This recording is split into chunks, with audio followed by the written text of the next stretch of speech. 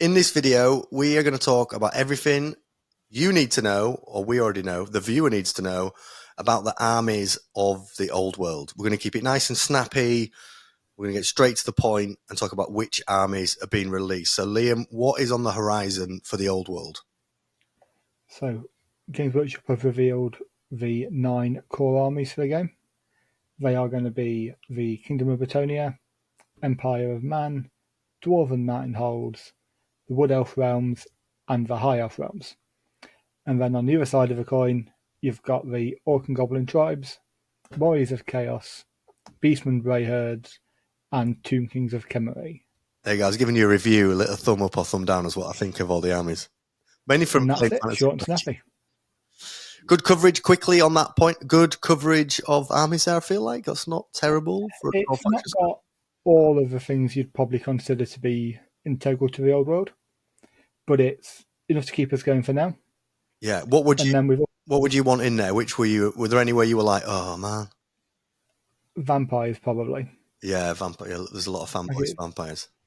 Yeah, it's the newer models from Major Sigmar as well. Being able to transfer those over would have been great. Yeah, but on the other hand, my two favourite factions, not only in fantasy but also Warhammer Total War, Bretonia and Wood Elves. Two factions that could actually really annoy people in terms of their play style. Yeah, historically they've been kind of they do this one thing really well. Yeah, but a decent coverage. But that's not all, is it? They're kind of the core armies. But there's also been some chat about the Legends armies. So what is the difference between a core army and a Legend army, and what are the Legend armies? So from what we know, the core armies are what Games Workshop are going to support initially. And that, I don't know if that initial is going to be on day one or over the next 3 years. But the other armies are getting PDF rules, which hopefully is more than enough to play them in the game. So just to pick up, so we're not 100% sure at release whether all those core armies are going to be purchasable box sets, good to go. We just know that those core armies are going to be actively supported in the game. So they're going to have specific rules and releases for those armies at some point. We just don't know when. Yeah, so that could be day one. It could be, I don't know, 2026. And we can speculate that Bretonia are likely to be, because they've done a lot of Bretonia reveals, haven't there? There's a lot of models, so an awful lot of Bretonia reveals, and on that same foot, with the Tomb King being shown at, was it Warhammer Day? Yeah, that's right. Warhammer, whichever one in Manchester. They're probably going to be prepared off faction against the Bretonians at launch. Got you. So the core army is going to be supported. We're not quite sure what that looks like. The Legend armies are going to have PDF rules then that people can just download and get. I'm assuming around release again. I guess we don't know for sure. Hopefully, anyway. So they will be playable factions. It's just players of those factions shouldn't expect active releases for the Old World. That's my understanding of it anyway. So what are those Legend armies then? So we've got Skaven, Dark Elves, the aforementioned Vampire Counts, Lizardmen, Ogre Kingdoms, Demons of Chaos, and the Chaos Dwarfs. There you go, I did my little fun review. So is 7 of those? Yeah, decent amount. Some of those, we're going to do another video where we talk about kind of the lore of the Old World and kind of set the scene as to where the world is at, because it's a world in our first video where we talked a bit about our love for that world and the lore. I'd done a lot of Warhammer Fantasy when I was younger. We both played fantasy for many years. I imagine we both read books and White Dwarfs when we were younger with stories in. And we've both played Warhammer Total War a lot, haven't we? Over the years. Yeah. All editions. We've played a lot. But this is taking place at a different time. So some of those factions are not really around. Yeah, so Games Workshop gives reasons like the Vampire Counts have just finished a war, internal war. Similar reasons for the Skaven. So kind of Skaven are currently in that kind of myth status in the Empire, where no one really accepts that they're real, but whisperings and conspiracy theories are abound about these giant rats that come out of the sewers at night.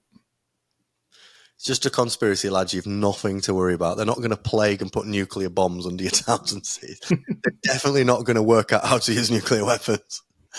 Definitely not. Definitely not. Okay, so decent. If you look at the core armies and the legend armies, then there's a lot of different factions there. We're going to be very interested in how that plays out, aren't we, as we approach release. Yeah, I guess on the surface, there's a lot there to look at. Yeah, and especially with what we've seen so far with the Bretonians, it's looking like it's a decent amount of models at release. So we've got 4 returning kits, 1 kit being retooled into Forge World resin. Just on the Forge World resin bit, just explain that a little bit more. So speak to me as though as someone who's I've played War Machine for many years with you, and then I kind of got into 40k. So I'm very accustomed to the 40k kits. What's the difference between that and Forge World resin? What we're going to see? So it's not a plastic kit. It's more of a kind of firmer, harder material that you have to wash and scrub, right? You have to run in soapy water. You can do, yeah. Like it has a release agent on it, or did previously when it got shipped. So give it a quick wash, warm soapy water. It's nothing. It's dead easy to work with when you get going. I've bought enough of the Heresy stuff over the last couple of years. I've had 0 issues with it. I think they call it Forge World resin to make sure people are aware it's not fine cast of old. And it's a totally different material. That had a bad. It did. That didn't go very well, did it? No, but it's not. Sorry, I interrupted you there. Carry on with what we know is going out. Sorry. Yeah. So when you got the 2 new plastic kits for Bretonians, which are the Lord on Pegasus and Knights of Realm on Foot. And then we've got 5 new Forge World resin characters for Bretonians. And they mentioned that the article as well is a assortment of metal models returning. But as for what they are, no idea. I was pretty surprised at the returning metals bit. I don't really understand the logic of all games have moved so far from metals. I don't really understand the logic in them doing a metal range. Have you got any insight or thoughts as to why they would do metals? My presumption is that it's going to be something which they don't want to invest the time of redesigning certain models or retooling them like we have with Trebuchet. And hopefully if the game performs well, then in 2-3 years we might see something that is now metal being released in a new shiny plastic kit. So it could be kind of like a production thing of we don't want to go back to redesigning this model. We've got the sculpts here in metal. Let's potentially, but it's all speculation at the end of the day. We don't know. Okay, so an interesting spread of factions. I guess we're going to keep an eye out for the regular news that's coming out around Old World and try and understand a little bit more what that will look like at release. Because I guess one concern I have, it's not a massive concern, really, it's more of a challenge that I think the game has is you kind of want a release by which people can have a bit of diversity of what they're playing against. You don't just what do you play, Bretonians or Tomb Kings? Oh yeah, we're playing Bretonians on Bretonia. You're going to want at release some diversity, and I know from being in the Facebook groups and stuff, people are, they're going back and buying the old models out there and putting them on new bases and getting ready. But it would be nice to kind of have diversity at launch. Yeah, it's at the price point of buying it from Games Workshop and retailers, rather than paying the overpumped up eBay prices. Yeah, totally. But I mean, presuming the Legends armies are in a good state when they're released, you've got Skaven have got a full range available, Dark Elves have got most of their range available, Vampire Counts have got most of their range available via AOS models, Lizardmen have, Chaos Dwarfs Chaos Dwarfs haven't, but Demons of Chaos and Ogre Kingdoms have. Okay, so people could just buy AOS models and just square base. Yeah, exactly, and especially with Warriors of Chaos and Beastmen as well. Most of these a lot of them have got actual updates.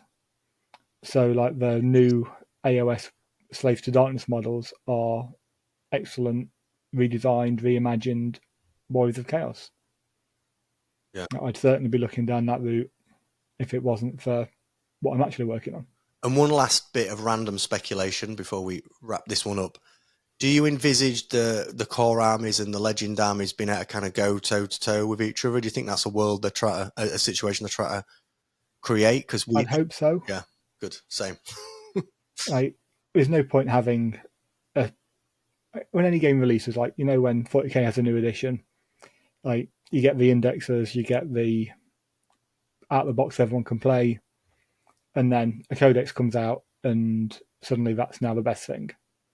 And then the next codex comes out, and so on. And I'd like to think that with enough forethought been put into it, that while that may happen a little bit, it's not going to be profound enough that I never want to buy a Vampire Council army.